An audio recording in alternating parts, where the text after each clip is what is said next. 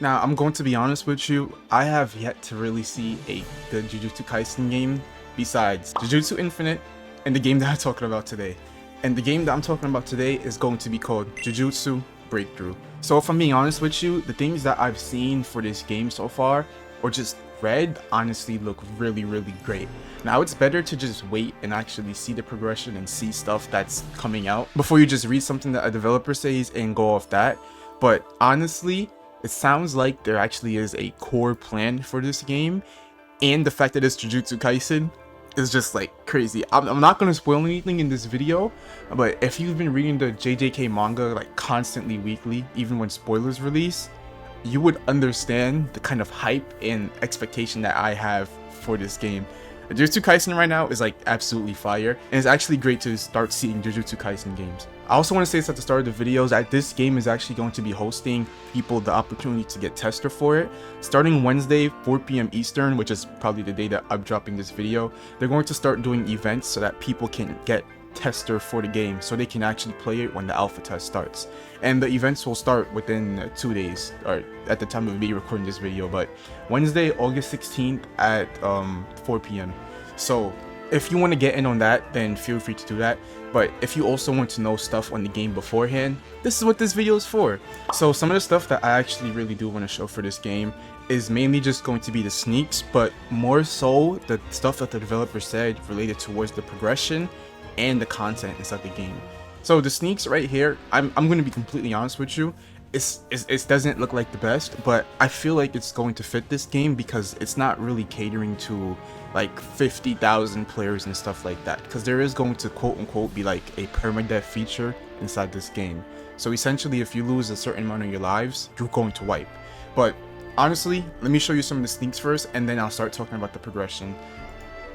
So this sneak right here is actually a skill from Toji Fushiguro's moveset, and it's called Inverted Takedown. And pretty much you just do like a rush, and like I said, it's not the most, oh my god, eye-boogling sneak. It does look good though, because I feel like it's going to fit a small scale game like this. Like when I think of a game like this, I think that there shouldn't be too much flashy stuff, and it should keep it kind of simple, kind of like Type Soul, if you understand what I'm saying. But this is pretty much a skill, and once you grab them, you actually do a knife stab with the inverted spear of heaven. And this other sneak is actually going to be a domain expansion, which is Hanami's domain, even though it was never confirmed in like the actual show because we didn't really get to see it. The developer obviously did something, and yeah, you feel the domain. Wait, actually it said, and right here it actually says you feel the powers of the shadows striking up your spine. So right here you can also see that the domain is like a closed barrier, and you actually do get 2 skills once you're inside the domain. And I could only imagine that like these skills probably just make it so it's an auto track or just auto hit completely. If I'm being honest, the domain honestly does look pretty cool, and I'm just a complete JJK fan. I will advocate for a JJK game if it got like what, a good looking collapsing blue or something, or like a good looking hollow purple. I just need JJK. I need it. And this right here is actually going to be the final sneak that I've seen right now, and this is a 1,000-mile rush. So just in case you haven't watched season 2, I guess a small little spoiler, but this is a skill based off the weapon that Toji used, where it's like the chain of 1,000 miles, where if you hold the back end, the chain pretty much extends as far as it can. It literally just extends. Honestly, the skills really do look good. Like, they're simple and they just serve their purpose. I feel like I'm critiquing the skills like it's food or something, but you kind of get what I'm trying to say. The game looks pretty nice so far, the skills look good, but the progression is actually the main thing that I am interested in for this game, and I'm actually going to start sharing that to you now. So it's going to be a lot of reading, but I'm pretty much just going to sum up some of the features. If you actually want to see it in its entirety, then I feel like you actually should join the Discord server, which is going to be linked inside the description, and come to announcements and read it yourself, because it really does sound like a good plan for the game, and it would make you want to, you know, get access to it. So the first thing I'm going to tell you about is actually going to be the core mechanics / concept of this game, and these are strictly coming from the developer of the game himself. So the first thing that they're going to be talking about is actually the sacred category. Now, this category is branded sacred because it's usually like an end game type of item. And what this item essentially is it's going to be an item that allows you to kind of use the powers of a sacred cursed spirit, and it's like a mode or awakening.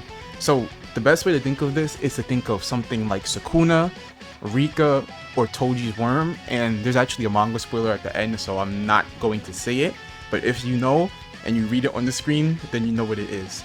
But essentially what the sacred thing is going to be is it's like its own power-up that you have probably near the end game.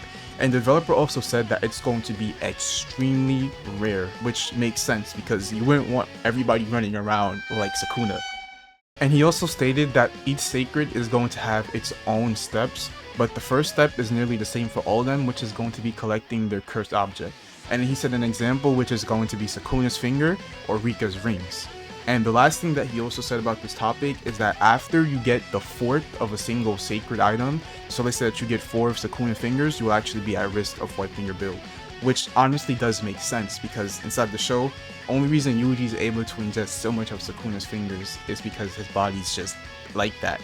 And he also stated that you'll become locked to your sacred category or sacred cursed spirit once you ingest the first object. So if you eat Sukuna's ring, you can't put on Rika's finger and be like a hybrid of both of these. And honestly, like this whole entire concept right here sounds pretty cool. It's really nice that like Sukuna isn't going to be like a dev spec or anything, and it's going to be obtainable for people who play this game, but also going to be extremely rare. So if you're lucky enough to get it, you do get it. And there's also going to be sacred weapons, which is going to be another item inside this game. And pretty much the sacred weapons are just very strong weapons in terms of damage, and they give you different buffs and abilities for different builds. And he actually provided an example and said some of these are Playful Cloud, Inverted Spear of Heaven, and Maki's Bone Sword. Now, these weapons also will lock your weapon style, so if you have the Inverted Spear of Heaven and you have a fist style, you can't use the fist style anymore because you're going to be locked to the Inverted Spear of Heaven. And now probably one of the most important things is domain expansions, and I honestly find it cool that it's going to be accessible to everybody, but of course it's going to be hard to get. But he said domain expansions are mid to end game and somewhat difficult to obtain. Each of them has their own steps, but they are way easier to obtain than the secret cursed objects, but they will also not be an easy task to obtain, and it's also very worth it, which makes sense. I honestly find it kind of cool that domain is going to be mid to end game content, because this means after you get your domain expansion, you won't be inside a state of it's like, oh, if you're fighting somebody and they don't have domain, you just completely obliterate them and the game is going to become boring. I honestly like the fact that the concepts are laid out there for people to read, so it's like you can get an idea of what you're going to be into or how the developer's thinking himself, and then like things just adjust accordingly to how the community reacts to them. etc. Now, it also said that most domains are going to be unique inside their own way. Some of them are going to alter moves, which is mainly just going to be visually, and they all give buffs and have their own domain areas. So your domain is just going to cover up another area. Now, there's actually more to this. If you want to see more of it, then feel free to join the Discord server and read it yourself. But Heavenly Restriction is also going to be inside the game. So if you want to have like zero curse energy and be like Toji, you can do that. And right here, I'm going to start reading the progression part of it. So I'm just going to read this in its entirety. All users start off as non-ranked civilians, which honestly makes sense. And to start progressing, players are going to have to complete a prologue quest. A prologue quest is a quest that gives the user their respective skills needed to start their actual progression and give them their respective user type. And so far, there are 2 user types into the game. The first user type is going to be Cursed Energy for cursed transformations like Panda and Hanami, and cursed techniques like Boogie Woogie. So, seems like one of the types is just going to be having cursed energy in general, and then the other type is just going to be having zero cursed energy, which is going to be Heavenly Restriction. And he also said after the prologue quest, players can start going towards obtaining their moveset of choice, but each move/moveset requires rank, money, and for some quests to be done. So pretty much just a nice simple progression, okay. And it also said, I'm not going to post the ranks, but each user type has its own ranks, and we'll give an example for each. Beginner ranks can only require Jujutsu EXP and Mission EXP. Every rank after that requires grips, and higher ranks require something called Sacred Rituals. Okay, and both user types have one requirement that's specific to that user type. I won't especially say it, but you get what I mean. And then this is where he actually talks about permadeath. And he said permadeath is very important in this game later on.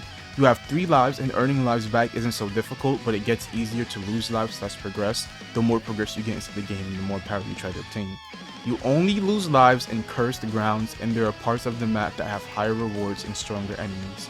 Combat logging anywhere takes a life. So that's pretty much the whole entire spiel on this game, and I actually want to know what you think about this. I honestly do feel like this is a really nice game plan for the game, and the game has been in development for, I'm pretty sure, over a year now, because there were some YouTubers that uploaded videos on it before. But honestly, let me know your thoughts on this game. Jujutsu Kaisen is like my favorite anime of all time, and probably manga too.